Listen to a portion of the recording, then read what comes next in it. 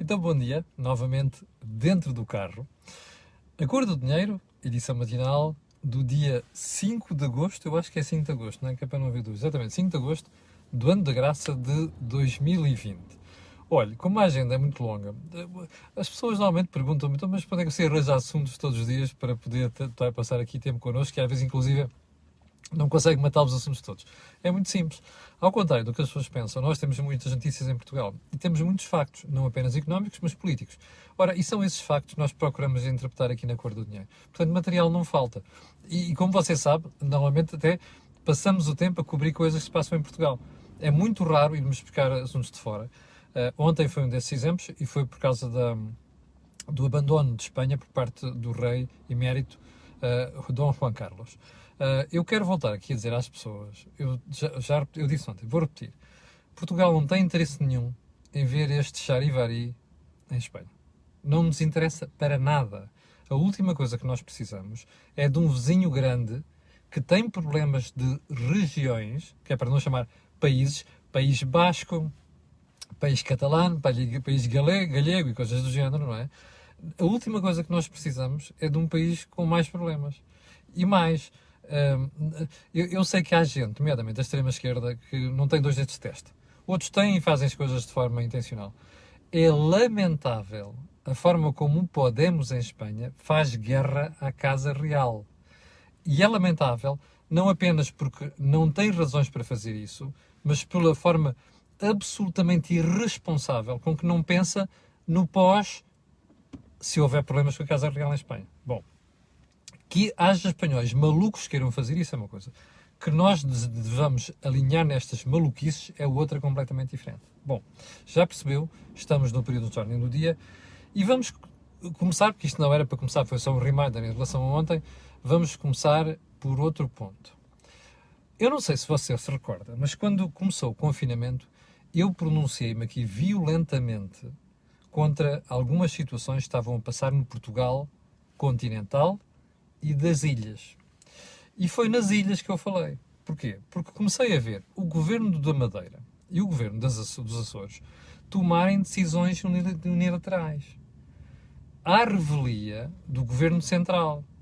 Ora, que eu saiba, a Constituição da República Portuguesa ainda diz que Portugal é um Estado unitário. E na altura disse aqui que achava que não era sequer constitucional ver o governo dos Açores da Madeira tomarem decisões sobre confinamentos.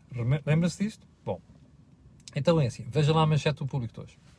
O Público diz em manchete, aliás, o Público anda a fazer o meu trabalho nos últimos dias, Tribunal Constitucional diz que região violou a lei fundamental ao impor o confinamento obrigatório a quem ali aterrasse. Governo regional não podia decidir sozinho em matéria de liberdades e garantias. Vou lá. Estamos no domínio das liberdades e garantias. Ora, quem teve o professor Jorge Miranda, por exemplo, como professor de Direito Constitucional, sabe isto perfeitamente. Isto era inadmissível. O Dr. Vasco Cordeiro, Presidente do Governo Regional, e não tenho a certeza se o Miguel Albuquerque também, da Madeira, são formados em Direito, que eu saiba, não é? E, portanto, isto não é aceitável. Mais aquelas pessoas têm nos governos regionais gente formada pelo professor Jorge Miranda, aqui em Lisboa.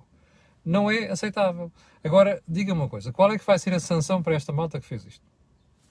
Ok? Responda. Bom, ponto seguinte da agenda. Ainda no período de ordem do dia, que tem aqui uma porrada de assuntos. A Suécia foi um bom exemplo a seguir na pandemia. Eu explico. Quando estalou a crise pandémica, houve muita gente que disse vamos todos para o confinamento, e houve alguns países que quiseram não. A Holanda primeiro, depois acabou por mudar de ideias, a Suécia foi outro. E foi um broá, que não sei quê, não sei das quantas, a coisa ia correr mal. Quer dizer, é óbvio que uma pandemia as coisas correm mal, mas a questão não é essa. A questão é que houve uma certa altura em que toda a gente começou a chamar nomes à Suécia. Bem, os primeiros dados, afinal do ponto de vista epidémico, as coisas na Suécia não ficaram muito longe do que aconteceu nos países onde houve confinamento, e inclusive confinamento da pesada. E agora, o que os primeiros números começam a surgir sobre o comportamento da economia sueca é que afinal foi uma daquelas que caiu menos. Bom, você não pode retirar daqui um endorsement do que, ou melhor, uma conclusão de que se nós tivéssemos feito a mesma coisa, a economia teria caído menos. Teria sido muito difícil. Porquê? A economia portuguesa é uma economia pequeníssima e aberta, muito aberta ao exterior. Portanto, se a Espanha entrou em confinamento teve problemas, a Itália, a Inglaterra não foi bem assim, a França, a Alemanha, é óbvio que nós íamos pagar pela medida grande. Mas agora a questão não é essa, a questão é, do ponto de vista teórico, para memória futura, se houver segunda vaga ou terceira vaga, ou não sei das quantas, a pergunta que se vai colocar é: faz sentido fazer como os países que confinaram, ou faz sentido optar por uma versão mais liberal, mais livre, de liberdade económica apenas nesse sentido do termo, como fez a Suécia? É um dado a reter, porque nós podemos ter que vir a pensar nisto daqui a uns meses. Ponto seguinte, o diretor-geral da OMS. Eu estou espantado. Como é que aquele fulano ainda está no lugar? Eu já o ouvi dizer tanto, fala demais, abre a boca, diz coisas hoje, depois outras diferentes amanhã. Primeiro é avisos, depois é não sei o que é de vacina, depois é cuidado, depois afinal... se calhar, o último é se calhar podemos nunca ter uma panaceia para o problema. Pá, este tipo devia estar calado. Quer dizer, aliás, já nem sequer devia estar naquele lugar, percebe? Acho inacreditável como os países que mandam naquilo continuam a manter aquele senhor na frente daquela brincadeira. Estes tipos não servem para instituições como a Organização Mundial da Saúde. Não servem. Bom, ponto seguinte. Eu vou deixar esta parte para amanhã. E vou dizer porquê. Recebi entre ontem à noite e hoje de manhã uma série de mails de empresas a queixarem-se disto, que é o novo regime que substituiu o layoff simplificado. Já falei disto aqui muito brevemente, mas as empresas estão-me a colocar questões que eu não sabia. Estou a analisá-las e prefiro deixar este tema para amanhã. Pergunta. Vamos ter 100 mil camaradas na festa do Avante? A festa do Avante está preparada para receber 100 mil pessoas. Há uma série de jornais a dizerem isto. Eu já nem preciso citar quais são. E, inclusive, vi esta manhã que o Observador diz que a festa está a ser analisada entre o PCP e a Direção-Geral de Saúde. Eu vou deixar aqui um alerta. Espero que quem vê isto, e espero que os cidadãos em geral, não deixem passar isto em claro. Ok? Ninguém me vai convencer que se houver 100 mil pessoas numa festa, sejam quais for as medidas de segurança, isto é seguro. Das duas, uma. Ou nós assumimos que não faz sentido nenhum restrições sociais, ok? De convívio, de ajuntamento de pessoas, ou aceitamos. Se aceitamos, não podemos ter num espaço como a Quinta da Atalaia 100 mil pessoas. Não me venham com conversas. Já a senhora Diretora-Geral de Saúde e o senhor Ministro já fizeram uns fretes, que é para não utilizar uma palavra mais feia aqui, às histórias do celebrações do 25 de Abril, do 1º de Maio, da Manif contra o racismo, ok? Ainda não sabemos se algumas destas brincadeiras propagou, originou ou agravou surtos. Portanto, das duas, uma. Ou nós achamos que isto é de uma estupidez e acabamos com a mania do limitações de pessoas, casamentos, funerais e companhia limitada. Eu hoje tenho um funeral, não vou, precisamente porque sei que, não, embora as restrições não sejam as mesmas, não vou poder desempenhar a minha função, percebe? Que é acompanhar uma pessoa que eu conheço à sua última morada, por causa das restrições. Bem, não me entra na cabeça que a DGS vai fazer um frete para deixar passar uma força política que anda a dormir com o governo há 6 anos. E mais, vão-me explicar qual é as restrições. Há umas semanas um amigo meu cancelou um casamento com apenas 50 pessoas ou 60 pessoas, por causa das restrições. Bem, não faz sentido deixarmos passar estas coisas. Portanto, vou pedir a quem vê isto e a outras pessoas que estejamos atentos, porque não pode haver portugueses de primeira e portugueses de segunda, que é o que eu acho que está a preparar e que está a encaminhar nesta questão da festa do Avante. E já agora, a malta dos espetáculos, dos concertos e do futebol, espero que esse tiro se atirem ao ar e façam um charivari desgraçado se a festa do Avante for para a frente, ok? Os concertos e os futebols, porque como sabe, a Liga vai começar já em setembro. Ponto seguinte, a app de rastreio da Covid foi finalmente prolongada por Presidente da República. Mas não interpreto o meu advérbio de modo a minha ansiedade na aprovação desta aplicação. O Presidente da República diz que não viu qualquer problema na aprovação da aplicação. Eu gostava muito, às vezes, de perceber os critérios do Sr. Presidente da República. Ao contrário do Sr. Presidente, esta aplicação a mim preocupa-me. Atenção, não estou a dizer que não se deva aplicar, ok? Mas há muitas restrições e muitas dúvidas. E quais são estas dúvidas? É o facto de os nossos dados, embora de adesão voluntária, poderem ser utilizados pelas autoridades. Eu sei que me dizem que isso será de forma anónima e estará armazenado durante um tempo limitado. Não sei. Não tenho garantias disso. E face às vezes que eu ouço a CPNB, Comissão Nacional de Proteção de Dados, CNPD, pronunciar sobre estes assuntos, gostava muito que desta vez fossem tão acutilantes como são noutras questões, ok? Onde, sinceramente, acho que é uma estupidez muito grande. E já agora, era bom que o Sr. Presidente da República não se atravessasse desta maneira. Sabe porquê? Porque eu, nesta altura, sendo assim, vou exigir que ele se atravesse noutras questões, onde ele mete o rabo entre as pernas, cala-se bem caladinho e não diz rigorosamente nada aos portugueses. Percebe? Quando devia dizer. Ainda na semana passada e na semana anterior, revimos aqui uma série de situações em que, em minha opinião, o Sr. Presidente da República devia ter aberto a boca e devia ter feito um juízo de valor que não fez. Bom, ponto seguinte. Li alguns, não sei se foi no Eco, que a TAP foi a segunda companhia que mais cresceu em voos na Europa. Não estamos a falar dos últimos 5 anos, nem derrotas. De facto, a TAP foi uma das empresas que mais cresceu. Mas foi nessa altura foi uma das empresas que mais cresceu, porque os referidos acionistas estavam a tentar engordar a empresa para depois a vender bem vendido. Estamos a falar das últimas semanas do mês de julho. Este tipo de estatística eu dispenso completamente. O que é que me interessa a mim saber que a TAP foi das empresas da Europa que mais cresceu, foi da segunda empresa que mais cresceu, nesta altura, em julho. Primeiro, isso só mostra o ponto tão baixinho em que a empresa estava, porque qualquer crescimentozinho dá uma coisa brutal. Não é? Como sabe, taxas de crescimento. Se a situação é baixa, qualquer coisa que mexa, isto é um disparo. Chama-se mesmo disparo. É assim, normalmente nós falamos em economia.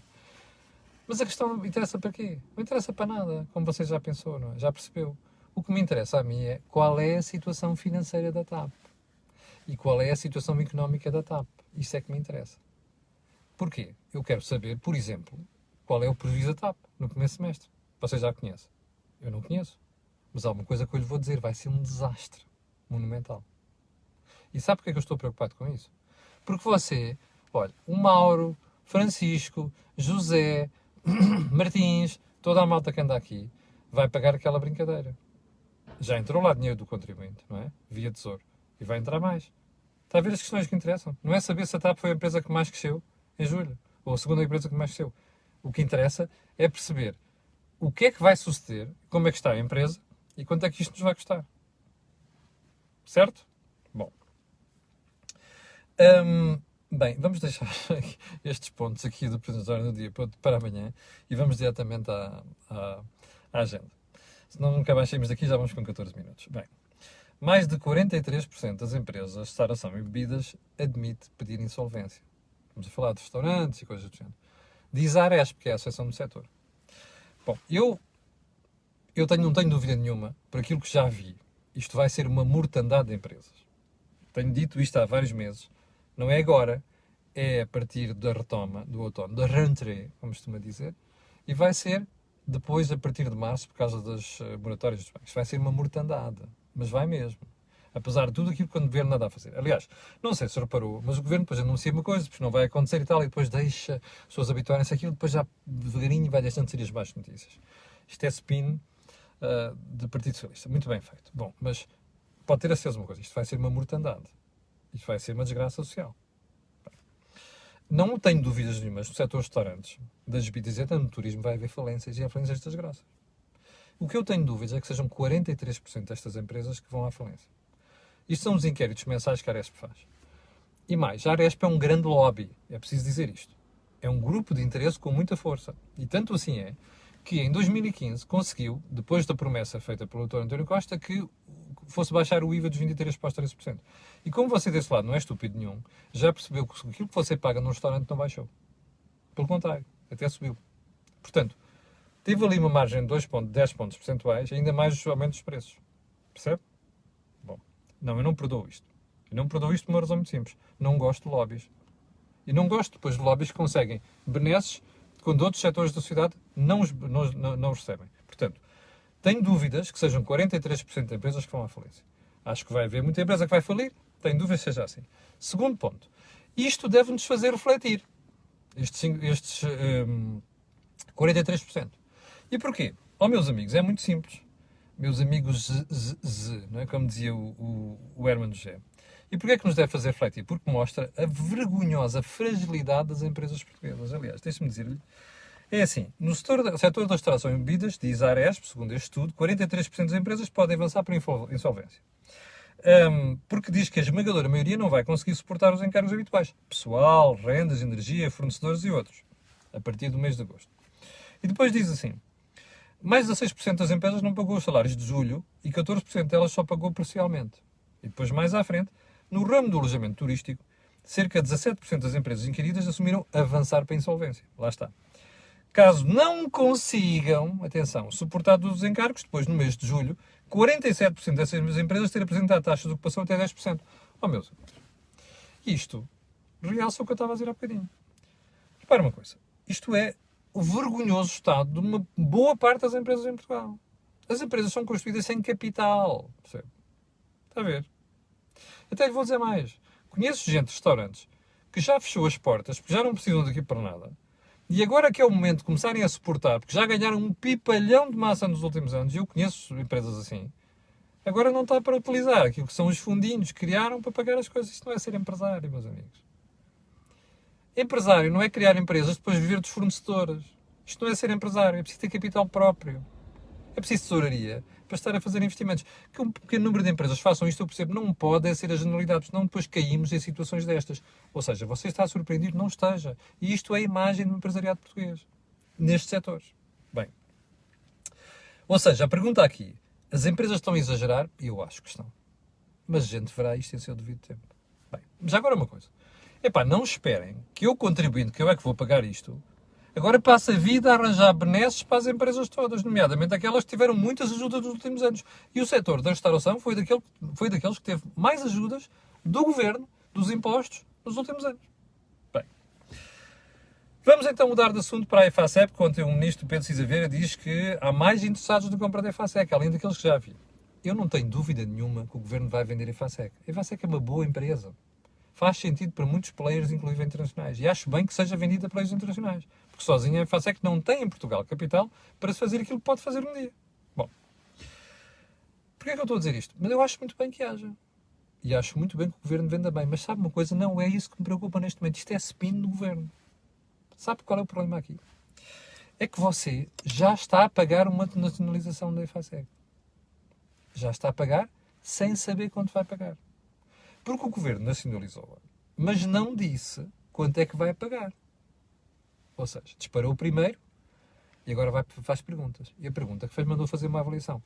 Você ainda não sabe, como contribuinte, qual é a avaliação daquilo que vai custar a indenização à menina Isabel dos Santos. E eu digo menina sem sentido pejorativo nenhum. Não sabe isto. Mais, corre o risco, com a litigância em tribunais, esta brincadeira da fatura ser muito mais elevada do que se pensava. Percebe? A culpa é minha, da situação, não se podia deixar falir a empresa? Oh, meus amigos, não fui eu que a deixei vender àquela senhora. Foi o governo. Foi o governo anterior, do mesmo primeiro-ministro, do mesmo ministro da Economia, na altura, Manuel Caldeira Cabral. Lembra-se disso? Portanto, o erro está naquela altura. Não me venham pôr em cima dos contribuintes agora uma responsabilidade que foi do governo. Porque nessa altura devia ter atuado. Quando toda a gente alertou que se calhar uma empresa daquelas das mãos de Isabel dos Santos ia dar a bota, como deu. Não é? É bom não esquecer isto. Bom, e é bom que o Sr. Ministro da Economia, já sabem que eu tenho um grande apreço pessoal por ele, não faça estas figuras de não, eu não quero saber se está mais compradores e eu só sei que há. Eu quero saber quanto é que me vai custar a mim contribuindo aquela nacionalização. Bom, vamos mudar de assunto, mas para falar ainda no terreno do Dr. Pedro Cisa Vieira. A Comissão Europeia aprovou o Banco de Fomento. Bom, o Governo diz que era o o BPF, não é o BFE, é o antigo, era o Banco de Fomento Exterior, que depois foi comprado pelo... Já lá vou. Banco Português de Fomento. Diz que era isto a funcionar até ao final do ano. Eu vou-me rir, já me estou a rir. Bem, porquê? Porque o Banco de Fomento vai nascer da fusão do IFD com a Associação Portuguesa de Garantia Mútua, não sei das quantas, e o EAPMEI, e isto vai tudo juntar-se. Bom, para já, a primeira coisa que eu gostava de garantir, que não haja o vício de algumas destas instituições. Segundo, nós temos a mania em Portugal, que oiremos uma coisa, achamos que resolvemos um problema. É um problema grave, endémico do povo português. Mas nós temos a mania em Portugal que mudamos o nome de uma coisa e a coisa funciona. Não é assim. Um banco de fomento é um banco virado para empresas, apoio às empresas. Ora bem, esta expertise nesta área, nem todos os bancos têm. Nem sequer os bancos de investimento. Nem sequer os bancos espaciais, muito menos. Havia um banco de fomento em Portugal, chamava-se Banco de Fomento Exterior. Acho que inclusive em tempos se chamou Banco de Fomento Nacional. Até acho que foi assim. Que foi vendido ao BPI. O BPI comprou alguns bancos públicos, não é? Sei lá, o Banco Fonseca e Brunet, por exemplo, não se lembra deles, mais velhos lembram-se. Mas o BFE também. Eu nunca percebi muito bem porque é que se vendeu o BFE. O BFE tinha um trabalho notável no apoio às empresas em Portugal. Mas, como sempre, o que aconteceu foi, vai tudo de enxurrada, e ainda por mais o Estado não fez o protocolo com aquele banco, aliás, com o Banco BPI, para fazer fomento. Foi pena, porque isso devia ter sido feito. Agora, o que se andava a falar desde o tempo da troca, vamos criar um banco de fomento, à semelhança do alemão. Ó, meus amigos, os bancos de fomento não se criam em cima de joelho. Bem pode o Governo dizer que vai ter um banco de fomento a trabalhar até ao final do ano. Olha, o trabalho vai ser muito próximo de zero. Sabe porquê? Porque não há expertise. Você dirá, mas está lá a malta da SPGM, está ali a malta do IFD, mais do IAPMEI, tem conhecimento de empresas. Não chega. Isto dá muito trabalho, são anos a labutar nisto até ganhar expertise. Portanto, não confie no que lhe ando a dizer que isto vai já resolver uma série de problemas. Outro ponto muito importante. Aquilo que eu li da aprovação para a Comissão Europeia diz que o banco vai atuar onde outros bancos não atuam. Isso eu espero que sim. O que não espero, que eu espero que não aconteça, é porque é um banco público, é que depois começa a haver fretes para fazer este projeto e fazer aquele projeto. Por exemplo, há uma pancada aqui que estes outros projetos de verdes, de transição energética, vão para aqui. Mas porquê? Então os outros bancos não têm preocupações nessa área? Já agora é uma coisa muito importante. São projetos viáveis? Ou depois vamos ter ali a mãozinha do Governo a aprovar coisas? Que depois vai custar ao contribuinte? São estas perguntas que ficam no ar. Bom, já passamos o tempo, mas em todo caso, vou só avançar para o número 7 a dizer assim. Olha, lembras-te das previsões económicas? Que estamos para aqui a falar, em não sei das quantas, é isto, é aquilo, o Governo diz uma coisa, a Comissão Europeia diz outra, o BCE diz outra, o Banco de Portugal diz outra. Eu sei, de fonte segura, que a Comissão Europeia já começou a pressionar o Governo português a rever em baixa a previsão de crescimento deste ano. E porquê? Porque isso vai afetar depois o orçamento. Percebeu? O Governo internamente já está a trabalhar com essas previsões. É pena. E já agora, aquilo que anda a dizer o Governo, que já estava em linha, não sei das quantas, estava à espera e que vai rever, tem a ver com isto. É que o Governo está a ser pressionado para reconhecer aquilo, porque aquilo vai ter impacto nas contas. Percebe? Este é que é o ponto. E é bom saber que a Comissão Europeia acordou, finalmente. Bem, tinha aqui mais temas, mas vão ficar para outro dia. Há uma coisa que lhe quero pedir. Vá ver o Think Tank de ontem. Para mim foi dos melhores dos últimos meses. E mais, tem lá matéria fértil sobre a atualidade portuguesa para você ver. Portanto, dê lá um salto e vá lá conhecer aquilo. Bom, e vá lá ver o programa. Segunda questão. Amanhã vamos ter o Mel Talks, como habitualmente, e vai ser com o Nuno Garopa. Ainda, provavelmente, vamos ter uma entrevista esta semana e vamos ter também um Deals on Wheels, que eu depois darei conta disso. Quanto a nós, já sabe que amanhã às 8 da manhã estarei aqui para você levar comigo. Para aqueles 5 mil e poucas pessoas que estavam a falar um bocado em direto, eu quero agradecer, quero pedir a esses e a outros que vão ver aquilo que peço sempre, colocarem um gosto, fazerem partilha nas redes sociais, porque aquilo que houve aqui não houve em mais sítio nenhum. Obrigado, com licença, e até amanhã às 8.